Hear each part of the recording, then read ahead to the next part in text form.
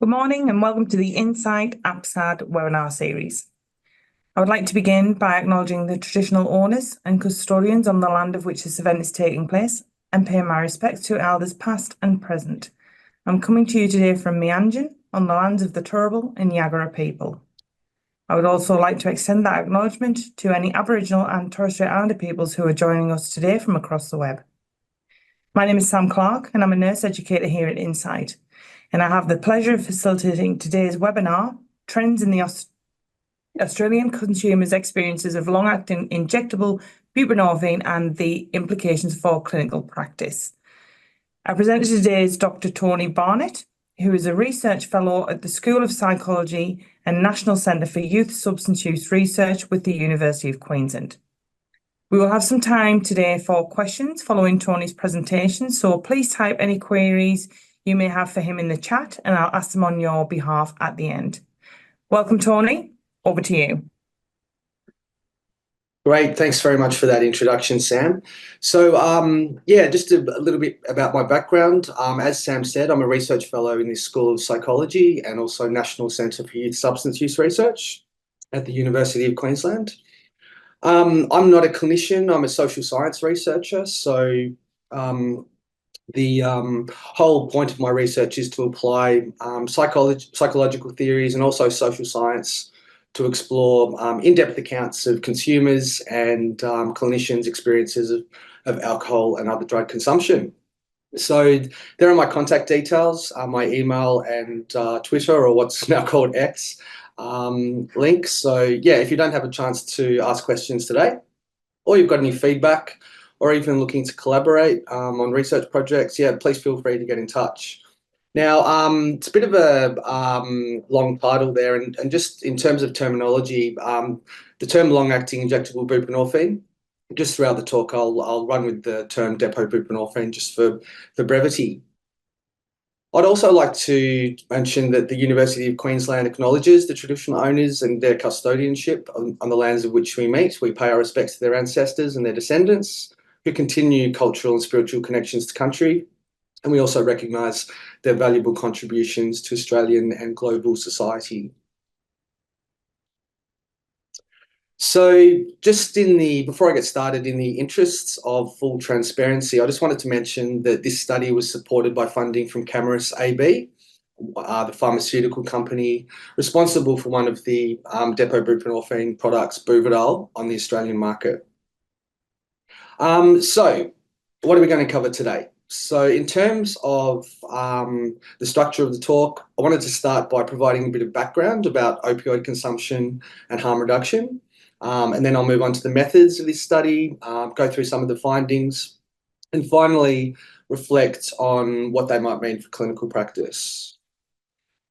So just to begin with, opioid consumption and harms in Australia, I guess it's worth pointing out that although in the Australian context we might not have experienced the opioid epidemic that's been experienced in North America, for example, in the US and Canada, it's still opioid consumption and harms still represent a really important public health concern in the Australian context.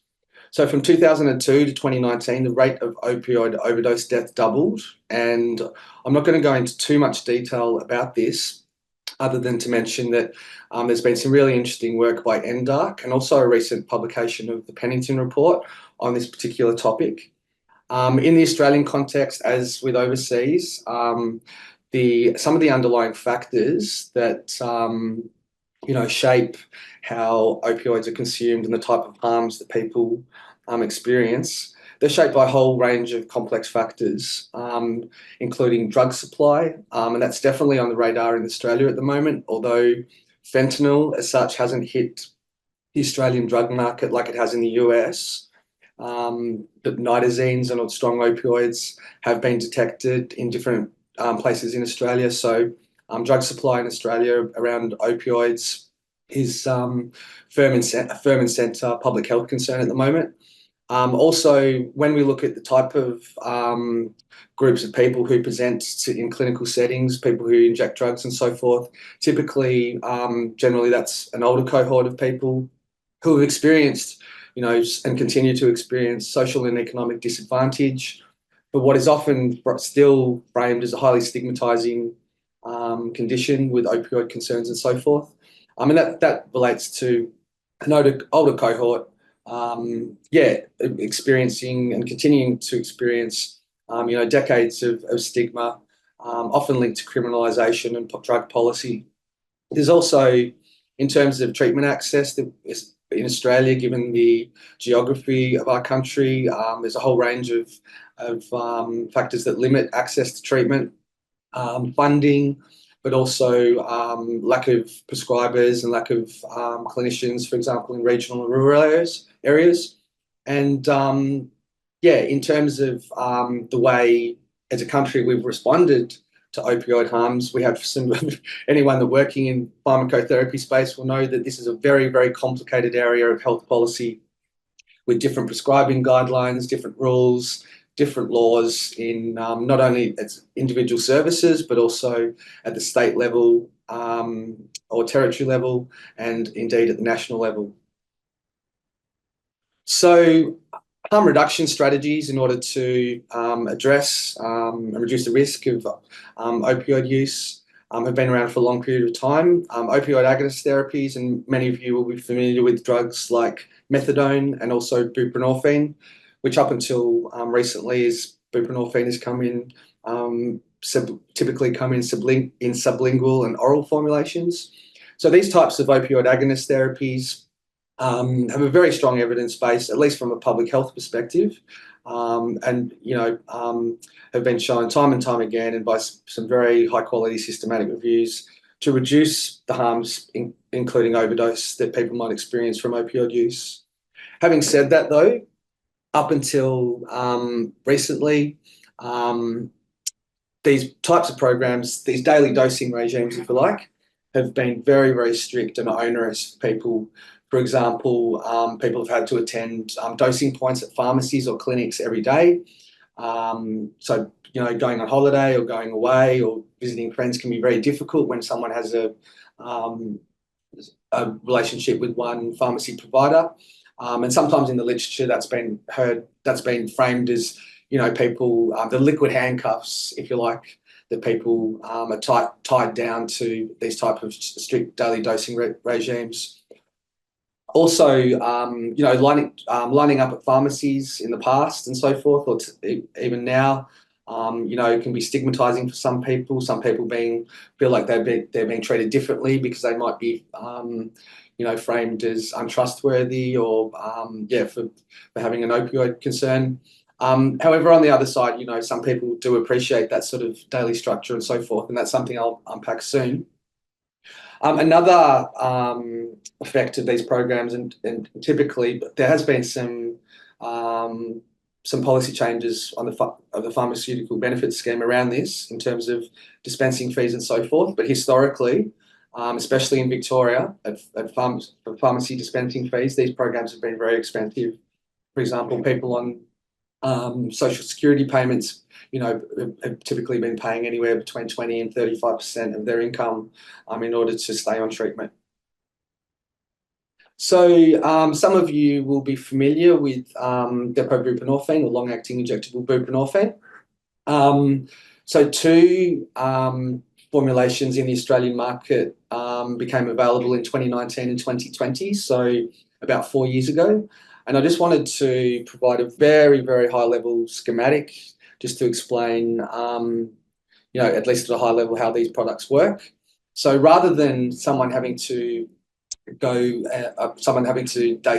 daily, for example, with methadone or sublingual buprenorphine, Suboxone, etc., depot buprenorphine comes in a pre-filled syringe with a buprenorphine formulation that's injected into the body, which under the skin forms a liquid crystal bolus, if you like, that biodegrades over time, which therefore releases buprenorphine into the bloodstream and acts as it normally would. These products come in weekly or monthly formulations, and it's important to point out that the actual active drug, buprenorphine, is exactly the same it has been in the past. It's the method of delivery which is different. Now, back in around 2020 and 2021, there were some world-leading clinical trials that added to an evidence base that depot buprenorphine is safe. It's well tolerated generally, and across on average, you might say, it's had some positive effects for people's quality of life. But often those clinical trials might have relatively narrow primary endpoints or outcome measures, including measures of opioid consumption and so forth. But outside of those clinical trials, there's been a whole range of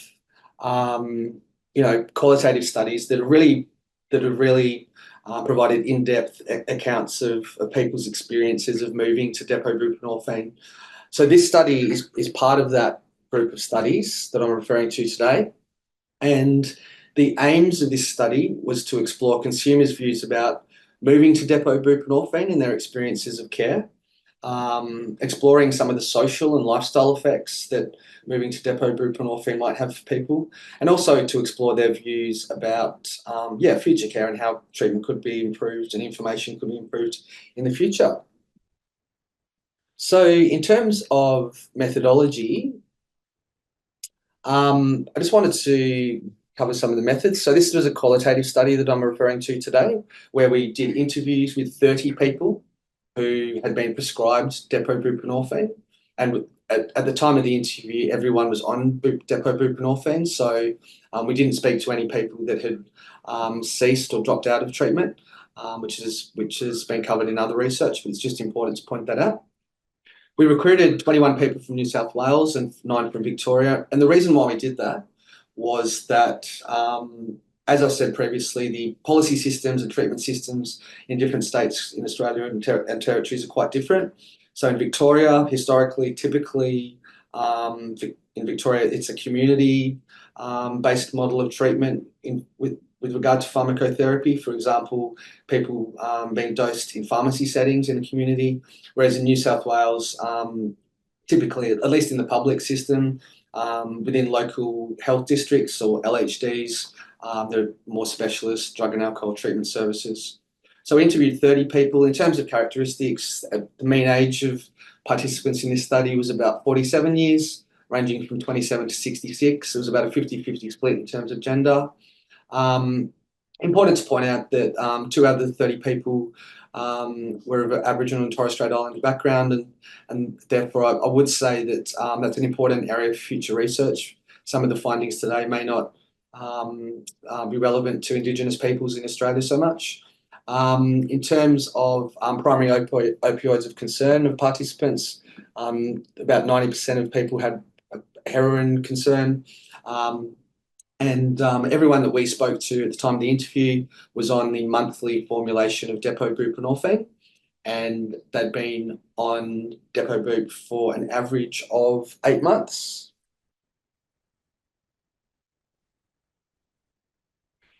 I just wanted to cover some of the theoretical approach that guided the analysis. So we wanted to employ some theoretical tools that really were sensitive to the idea that different people, depending on their context, might experience depot buprenorphine in very different ways. So we used this guiding theory of affordances. So affordances represent the potential that different technologies, in this case, a biomedical technology of depot buprenorphine, the potential that they might have for enabling or constraining human action.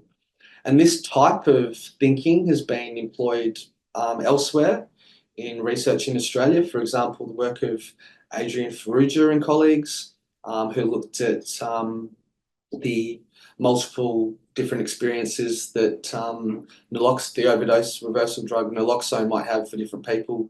And we've also employed this style of thinking in other research. For example, clients and counsellors' views on how even speaking to a chatbot in drug and alcohol online counselling might impact care.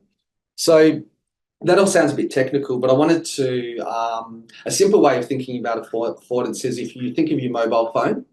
So it's exactly the same object. It doesn't change depending on context in terms of its physicality, but in different contexts. For example, if you receive a phone call at 3 p.m., that might have the effect of connecting you with friends or social connection. But if you receive a phone call at 3 a.m., it might, be highly annoying and disrupt your sleep. So we see the same object, depending on context, might have very different effects. So if you replace the mobile phone with the depot buprenorphine syringe, we wanted an analysis that looked at how depot bup was experienced based on consumers' personal context. So I wanted to move on to some of the findings that emerged from our study. And before I go into some detail, where I'll be presenting some quotes from consumers in the study, I just wanted to start by providing a high-level overview of some of the main ideas that emerged. So there's 3 columns here. 1, experiences of care. 2, social practical effects of being prescribed depot bup. And 3, improvements for care and client information. And in this second column, the social and practical effects, I'll explore that in more detail later. But just to give you an idea of the general themes that emerge, in terms of experiences of care, generally speaking, across the data set and consumers we spoke to, moving to depot buprenorphine was experienced as a positive addition to treatment. It helped to overcome a whole range of barriers, for example, for people in rural and regional areas who previously might have had to travel each day to a dosing point. It helped people overcome some of those barriers, and it was experienced in a positive way. For some people, depot buprenorphine was even described as a miracle drug. Now, that's not necessarily because of the buprenorphine, I would argue, and I'll unpack this later, but rather for people who found daily dosing regimes particularly onerous, it was moving to depot buprenorphine was often experienced as being released from those shackles or emancipatory. But having said that, on the other end of the spectrum, for some people moving to depot buprenorphine, their experience was markedly different and negative, at least at the start of their treatment, because, and I'll unpack this later, because they really missed some of those supports that were available at clinics, and they found the experience quite isolating. So in the context of that, and I'm just up to 1.3 here, for many people, beyond the syringe, the depot buprenorphine syringe, there was still a sense that, what are sometimes called wraparound supports or psychosocial supports, they were still highly valued. So this wasn't experienced so much as a game-changing treatment for all, but only for certain people, and psychosocial supports, of which sometimes they were lacking, were still valued. One of the main concerns that people we spoke to had about moving to treatment was whether or not the depot buprenorphine syringe would work and whether it would hold people for a week or month. And obviously a lot of people, especially, who have been on pharmacotherapy programs for decades and often many different types of programs, the idea that it wouldn't work, that could lead to someone going into a state of withdrawal or opioid withdrawal, that was obviously pretty scary and undesirable. So it was a real concern. And we found that in order to support people, and this is obviously happening a lot now in the sector, there were a range of strategies that clinical teams could use to support people around that, including offering top-up doses and so forth, or being able to explain and give people some assurance that depot buprenorphine would work as prescribed.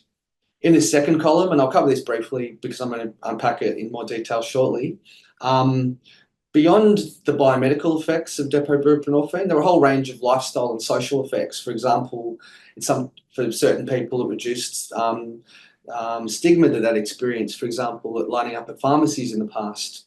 It also allowed people to have a new sense of self.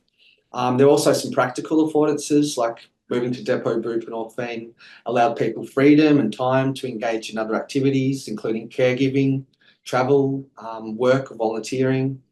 However, for others, as I said before, there were also some negative experiences. For example, people feeling isolated, or the types of supports that they valued, particularly at holistic drug and alcohol treatment services. the types of supports that they previously had because they were going in each day were disrupted, which was a concern for some people. Moving to depot buprenorphine also reduced people's personal control over dosing and had some financial impacts. With this third column, there was a view that depot buprenorphine could be at least included in harm reduction resources, and information could be available more widely. However, there was a view that the type of clinical resources and information could be improved, particularly about how to come off depot buprenorphine, which is unclear for a lot of people about tapering off safely. There was also a view that information could be presented online or in different types of formats, and also include more peer stories, so more stories from peer workers and other people who might have moved to depot buprenorphine about their experiences, not just being given information from clinicians and so forth. So I wanted to present some quotes, and I'm using pseudonyms here. These obviously aren't people's real names, just to clarify that. And in terms of this first theme, stigma and identity. So this first quote came from Terry, who is in their mid-40s, and he said, he's talking about moving to depot buprenorphine. Not having to take your medication every day gives you a sort of liberty to think of yourself in other ways. You don't keep identifying that you have this problem with opiates every day through the act of having to take Suboxone. To be liberated of that enables you to, I guess, form a new identity. So this idea was also echoed by other participants in the study. Often when we talk about a new drug, we might think of whether it works and people's quality of life, which is typically measured by quantitative scales in clinical trial research. We don't necessarily think about how it can completely reshape how someone thinks about their own identity. Not having to take a drug every day, which can sometimes act as a reminder that people are in treatment, or that people have an opioid use disorder, to use the technical term. Yeah, for many, including Terry, moving to depot buprenorphine afforded a new way of thinking about himself. There was also some practical affordances, as I said. This is a quote from Sarah. She said, and she was discussing how depot buprenorphine afforded a sense of freedom. All we've got to do is time it right. So if we want to go away, we both make sure when my injection is, and we work around the injection time, have the injection, and we can bugger off. We don't have to worry about counting out doses, locking away from my son, doing the whole secrecy thing. So Sarah's partner was also on depot buprenorphine. So you can imagine previously they both had to manage takeaway doses, and they felt like there was a risk there that someone might consume them, and they had to sort of keep them secret. They also had to regularly attend dosing points at different stages. So for both Sarah and her partner, moving to depot buprenorphine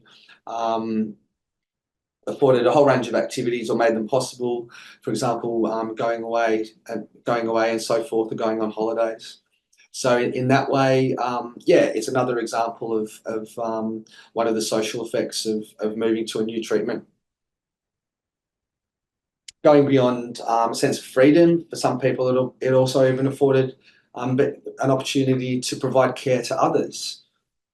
In Christine's account here, she mentioned, well, the biggest thing for me with it is that, like, I've got 2 grandkids, 8 and 10, that live down in a regional city, and I can just go down there whenever I want, just on a whim. I don't have to organise the chemist to go and get dosed at.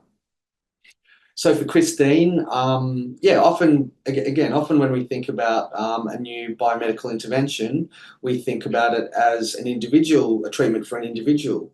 But what we see in Christine's account, being released from that strict daily dosing regime by moving to depot buprenorphine, not only had an impact on her life, but also others around her.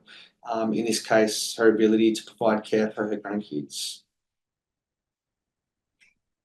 So up until now, those affordances have been quite positive, but like I alluded to earlier, there was some people that that I spoke to that also had very negative experiences of moving to depot buprenorphine. And I'm presenting two accounts here, one from Kevin and one from Gary. To start with Kevin, so just for context, when I spoke to Kevin, he was experiencing homelessness. The interview took about 3 days.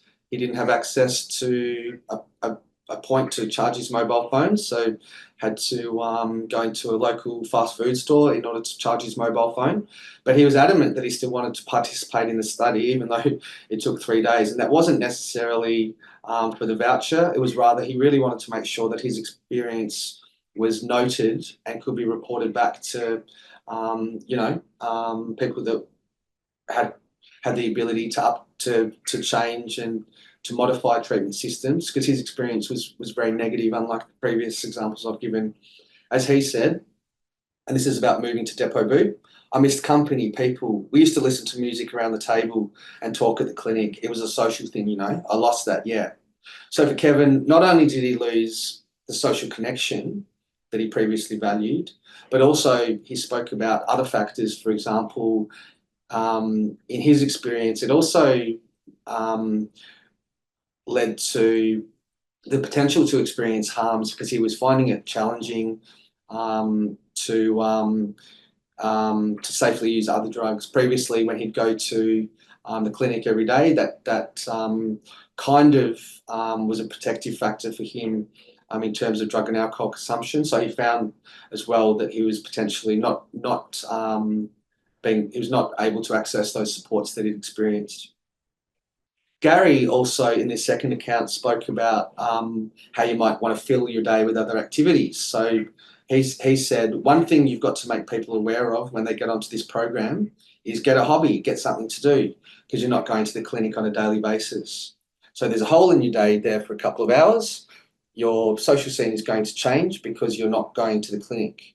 That was one of the big concerns that I had was, what am I going to fill my day with? So we see in Gary's account, Gary also spoke about how he went into some of his local services and had conversations with clinicians about this, and many clinicians that he spoke to really tried to, including peer workers, social workers, and nurse practitioners or nurses and so forth. The nurse practitioner role, and I'll unpack this shortly, wasn't so pronounced at his service as it might be now. But Gary spoke to clinicians about this, and despite a lack of funding, for different programs and so forth, clinicians were very active in listening to these concerns and trying to connect Gary and so forth with supports that could help him to fill that void even that might be left by leaving a daily dosing treatment regime and moving to depot boop. One of the other concerns that people had, and this is a quote from Terry, about his personal control over buprenorphine dosing. He said, even with the weekly dose of depot buprenorphine, that still has a tail, so you still have that latent amount in your system. Whereas you're more in control of how much is in your system if you're on a daily dose. I guess what I miss would being more in control of being able to wean yourself off opiates. So, it goes without saying, once the depot buprenorphine syringe is in the body, it's not coming out. So someone can't really miss a dose that easily in comparison to if they were taking a daily dose. So for Terry in this account, that led to an experience for him that he wasn't necessarily in control about tapering off. And for some other people we spoke to, some people, including consumers who still wanted to consume opioids or use over the top, as sometimes it's called, they didn't have the ability to miss a few doses and say consume heroin for what some people experienced as pleasurable or as part of well-being, as one person said. So in this sense, it's important to understand that in terms of recovery or how people want to manage their own treatment, it's not always abstinence. So for some people, harm reduction is still using over the top and consuming opioids, and some people found that depot buprenorphine kind of constrained their ability to do that. So what does all this mean for clinical impact? What does this all mean clinically, and what sort of insights might we draw? So I guess just to summarise what we've just covered. So depot buprenorphine and its affordances. So I guess we've even seen in the media, sometimes the word is used, depot buprenorphine is a game changer for treatment. And whilst that's true for certain people, it's important to acknowledge that different clients have very different experiences. So if we're going to truly have a client-led treatment model, we have to really understand that it's not all positive for everyone, and there's some potential risks of depot buprenorphine that are important to understand clinically.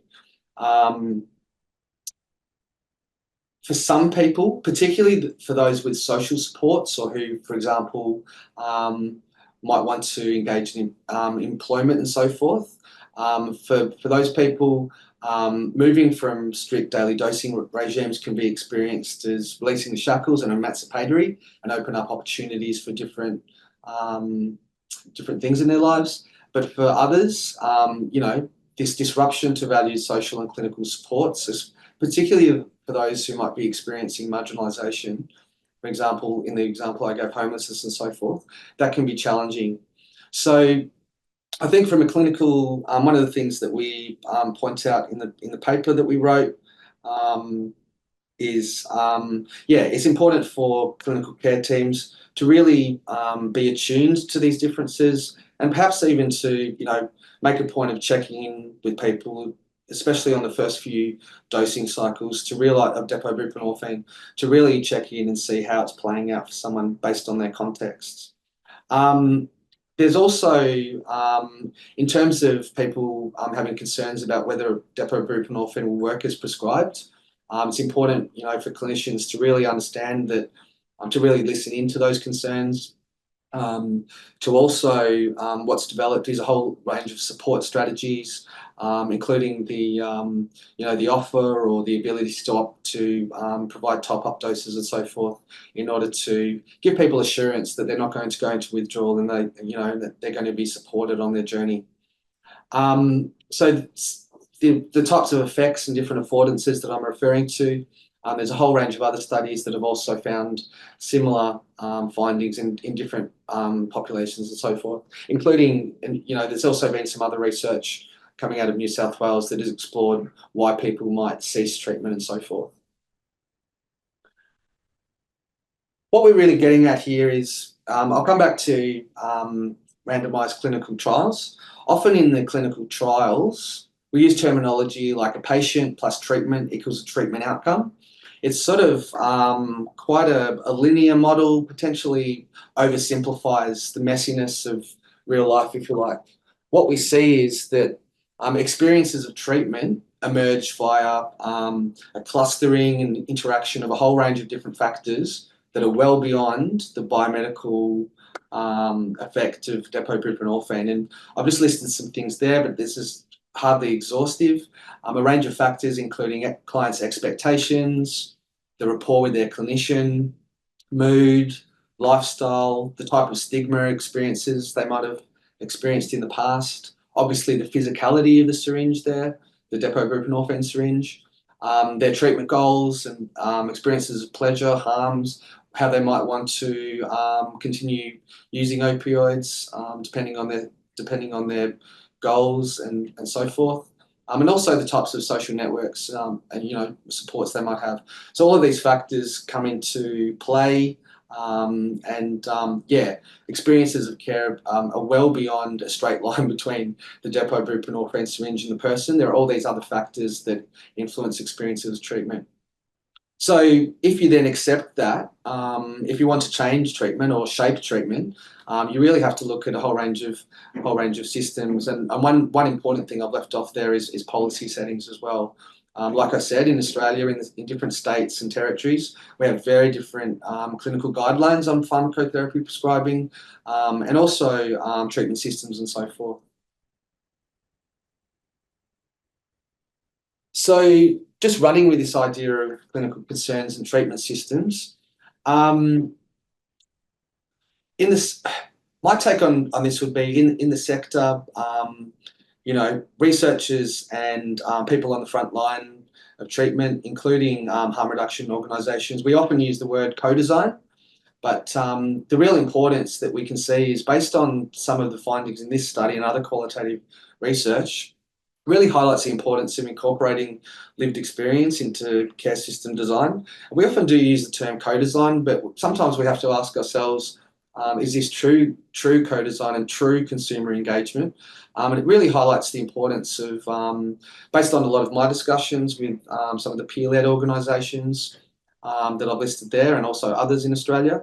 Often peer-led organisations are very well aware of some of these concerns well before researchers like myself engage in research. So by with any new therapeutic, whether it be naloxone or buprenorphine, we can see the benefit of true engagement with consumers and also organisations that engage and represent consumers. And this also speaks to how we might respond to some of these concerns and look at model of care design, or treatment system design.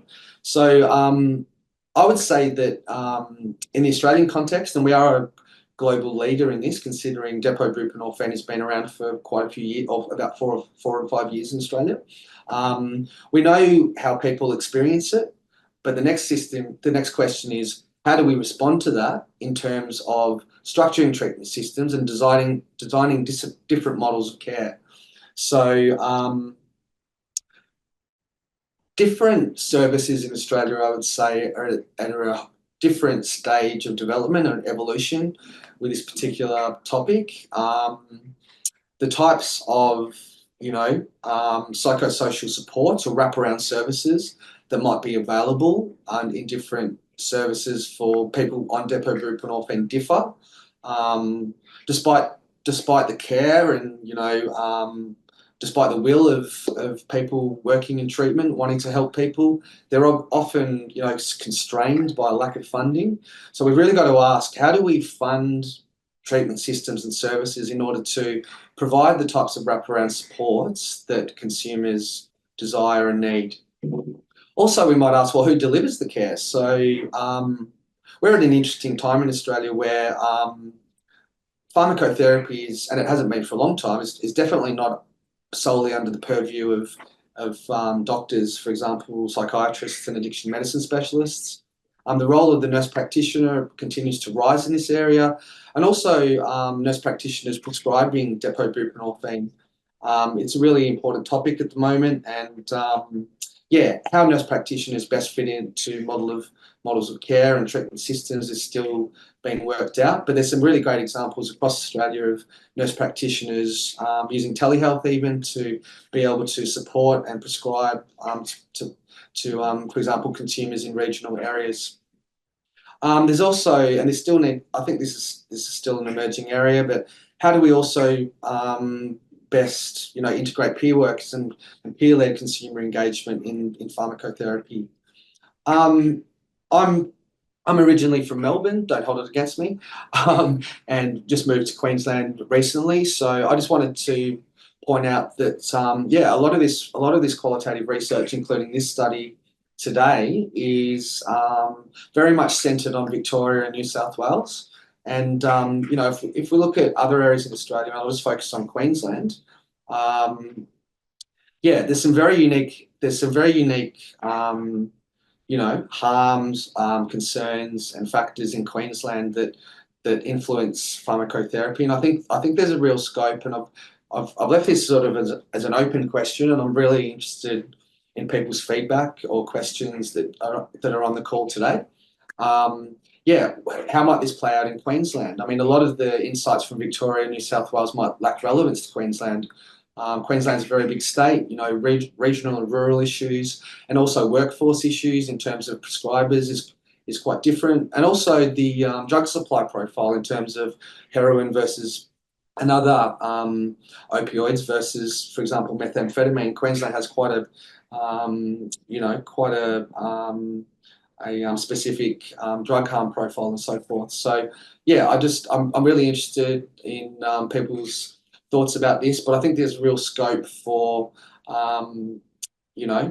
focused research in Queensland in order to explore how consumers, clinicians, and policymakers might view some of the insights that have emerged from other regions in Australia. So if you want more info, and what I'll do is I'll also give these papers to Sam, but they are freely available online. The paper that I'm presenting today has been published in Drug and Alcohol Dependence. That's the top one there, tracing the affordances.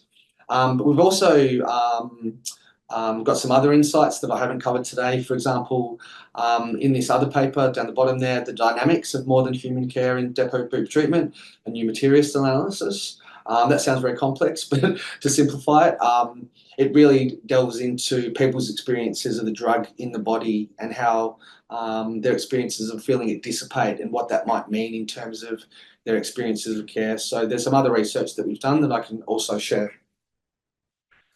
Just a few acknowledgements. I really wanted to thank the participants who generously shared their time and their experiences, also the services who supported recruitment, and also my collaborators on this project, in particular Dr. Michael Savage, Professor Nick Lanceris, and Professor Dan Ludman. So I'll leave it there. Thanks very much for listening. Thanks, Tony. That was a great presentation, and really good to hear those perspectives coming through. I know it gave me some reflections myself. I know that when I first heard about long-acting injectable buprenorphine, I had a very positive view, couldn't see any negatives in it, thought it was, as you said, groundbreaking, and didn't really think of those connections that people might lose along the way with that difference in treatment. I don't think any of us really thought there would be any negatives. So, to see them there and to see that captured is, gives us something to think about. We've got a few questions that have come through in the chat. One was asking if participants were asked if moving to long-acting injectable buprenorphine was by choice, or did they feel pressured into that drug modality? Thanks for that, Sam. And that's a really topical question. So this is a complicated space. I'd start off that way. It comes back to this idea that in different contexts, the type of ethics that inform practice can vary. For example, we've just done another study with where I've interviewed 26 clinicians across Victoria and New South Wales, and this topic comes up.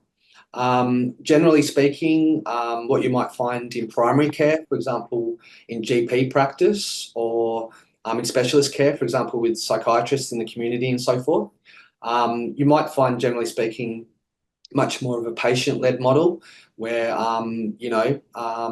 based on first principles and discussions and psychoeducation, patients are given a choice of different therapies with risks and benefits, and, it can be a joint decision-making exercise, and which it should be really. Whereas in other settings, for example, in forensic settings in New South Wales, there are some policies whereby the only pharmacotherapy that is available is depot buprenorphine, so there's actually no choice. Now, that's an ethical question that I won't get into today, but the point is that, we have seen across the sector that some people do feel as though depot buprenorphine is being pushed a little bit too hard when they want other interventions, like want to stay on a methadone program, for example, and there's different reasons why someone might need to do that. Which can be a concern. Again, the way this has been experienced is a game changer for some, but not all. So as a researcher that's interested in consumer choice, I would argue that in every setting, it should be, a consumer patient clinician shared decision-making model, but I can guarantee that's not the case in every single setting. So yeah, I think that's a concern.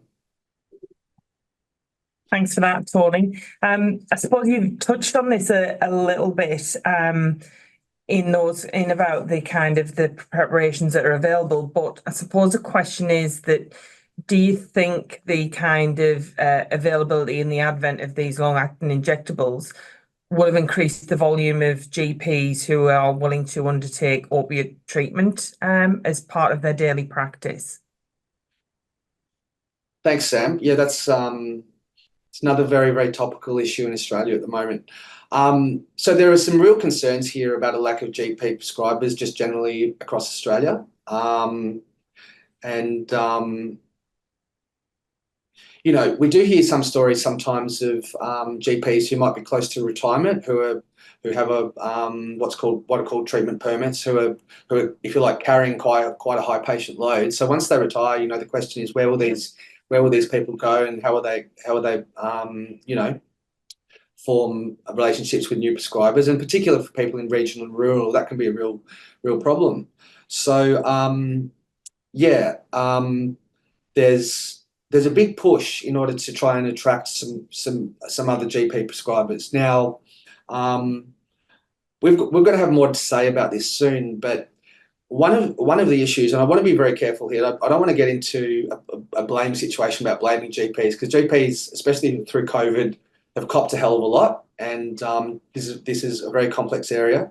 But one of the debates that is happening at the moment is historically, given the complexity and risks associated with some pharmacotherapy, in some general practice settings, for example, the idea of prescribing methadone, it's just not realistic, and it's not the treatment systems in general practice might not be able to cater to consumers on methadone and so forth. So there's an argument that because long-acting injectable buprenorphine is a safe and effective drug and very, very easy to administer, there is the opportunity that it might make pharmacotherapy a little bit more attractive for certain GPs in community settings.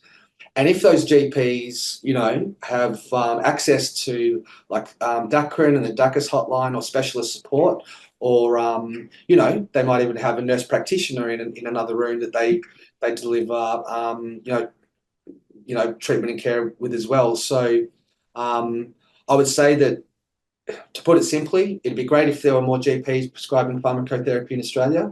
And I think we've really got to think about, how that might occur. And there's now an opportunity to rethink pharmacotherapy and try to get over some of the barriers and hurdles that have made it difficult to prescribe in general practice settings in the past. Thanks, Tony.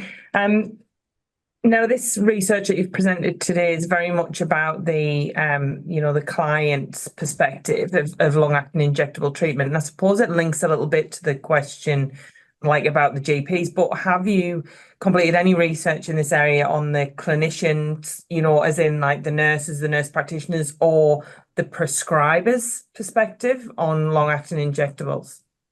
Yeah, sure. So, Sam, we've just recently completed a study, and we've submitted a report that hasn't been released yet. And that, it was really looking at, employing social science methods and similar methods in the study I've talked about today, but doing an in-depth dive into clinicians' experiences of depot buprenorphine. And a whole range of insights have emerged, and we'll be putting out some more information about this soon. But maybe I'll cover two key points. One point that has emerged is just the complexity around guidelines and, what is best practice. So Victoria, New South Wales, Queensland, over the last 4 years, there's been different clinical guidelines that have been published in different jurisdictions at different stages. There's also different clinicians now with different scopes of practice, for example, GPs, psychiatrists, nurse practitioners, pharmacists. So you can see there's great complexity here, and some of the concerns that we've heard from clinicians are, well, what is best practice? What is on-label prescribing in terms of product information? How do I reconcile, best practice guidelines from New South Wales with Victoria if there are differences? So one of the debates, and one thing that we'll be talking about soon, is there the potential for a national pharmacotherapy guideline framework, and what might the effects of that be? So I guess we're really talking to, clarification and certainty for clinicians about how to best prescribe depot buprenorphine. And another key point that's emerged is, if, for example, in the past, social worker or nurse was seeing a client every week or every day in some cases. By not seeing them every day on a daily dosing regime, and now say, for example, if a client was on a monthly depot buprenorphine injection, the real question is, well, what does that mean for care delivery? For example, if a clinician's concerned about someone's well-being and safety, how do they sort of engage in outreach or communicate with them about that? How are services, these wraparound supports funded? Often, services have been defunded. So we can have all these great ideas about, supporting people with different wraparound supports, but if there's not the money and the resources there, how does that work out? And also the idea that we see some great examples of, say, GPs working in this area who might have longer form appointments, say 15 or 20-minute form appointments. And in the past, they might have had to deal with issues like, takeaway doses or people's treatment adherence, which is a very medical term. And I'm aware of the potential paternalistic framing of that. But the idea has been now that the conversation has moved beyond that in terms of discussing, weekly or monthly injection, maybe that now opens up the opportunity for other conversations around people's mental health or people's practical concerns like people's financial situation or employment. So it really comes down to, the way I'd put it is that this new intervention over the last 4 years has raised a lot of questions about how we move forward as a sector in order to provide the best types of supports for people on depot buprenorphine. So I think that's the next question around, doing research around model of care design, listening to harm reduction and peer-led organisations, and really involving consumer voice and clinician voices in sort of a true, co-design sort of format and so forth. So yeah, we'll be putting out some more information about that soon. Thanks, Tony. From the research that you've presented today, did you do any correlation of like the difference in uptake and experience for people who had maybe closer links to their treatment team, who then had kind of lesser contact, or the amount of time that people had been on an opiate dependence program before they changed over to a long acting? Was there any correlation there that was picked up? Okay, no, that's a great question. So that's a bit of a gap in research across the board in Australia, and I would say that you could look at some sort of longitudinal studies around looking at people's experiences of treatment based on their historical engagement with services and experiences of pharmacotherapies. So that's sort of a gap in terms of looking at correlations and that sort of stuff. But what we did find in this study, although in a qualitative sense, we didn't necessarily quantify it or correlate it, was people who had some very, very long histories of pharmacotherapy engagement and might have been on 25 different programs spanning methadone, sublingual buprenorphine, and so forth. For those people who, like I've said, who really valued those supports that I experienced, their moving to depot buprenorphine was a very different experience. So it all comes back to clinical context, and people's wants, desires, and requirements in treatment. But yeah, I think that's an area for future research. And if you've got any ideas around that or wanted to consider a collaboration, please get in touch. But yeah, I think there's a lot of other research to do about looking at longer term outcomes based on people's historical experiences and also their engagement in treatment, and which can look very different in, say, metropolitan or versus regional and rural areas. So yeah, it's a bit of a gap there, and I think it could be looked at. Yeah, I was just wondering, for those people who maybe had a longer history of contact of kind of daily or 4 times a week of going to a pharmacy and had done that for say 10 years. Was there a bigger impact once there was that change? And our final question, I would say, is for the people who commenced on the long-acting injectables or who changed from oral to long-acting injectables, did any of those people revert back to oral only and stop taking the long-acting injectable? Yep. another great question. So, well, the answer is, although in this study we didn't necessarily look at that, the answer is for sure. There are many examples that in this other clinician study that we've conducted that we'll have more to say about soon of people wanting to cease treatment and go back to a daily dosing regimen, whether that be methadone or sublingual oral buprenorphine, for example, Suboxone. So there are definitely a lot of examples of that, and if you work in that space, people will be very familiar with that. That's really important from an ethics perspective, that people are able to have an honest and open conversation with clinicians about that. One thing I will say is, though, in our clinician study, we have had many requests, and the idea has been raised from clinicians that we've interviewed around what's best practice for doing that. How do people taper off in the best way? And because there hasn't been a lot of clinical trials on that as far as how to do that safely, and how to do that, especially when people are on a high long-acting injectable buprenorphine dose, and how they come back to a daily dosing regime. It's an important thing that needs to be considered, and in my personal view, that always needs to be client-led, and that's why different treatment options for different people are very necessary. And particularly, for example, just to wrap up, in the forensic setting in New South Wales, if people are moved to a depot buprenorphine program and then they re-enter the community, how does that play out if they want to come back to a different pharmacotherapy formulation? So it's a very important topic, and I think the sector is at a point where that needs to be considered in terms of guidelines, and also how to optimize consumers' experiences of moving away from depot buprenorphine as well. Yeah, and their choice in care and treatment. Right. Yeah, absolutely. Thank you again, Tony, for the webinar and providing us with some very valuable and thought-provoking insights and information. For everybody who has been joined us on the webinar, thank you, and please join us after the school holidays on the 16th of October. And don't forget to fill out the post-webinar survey. We'd love to hear your feedback and suggestions for future webinars. Thanks again, Tony, and goodbye.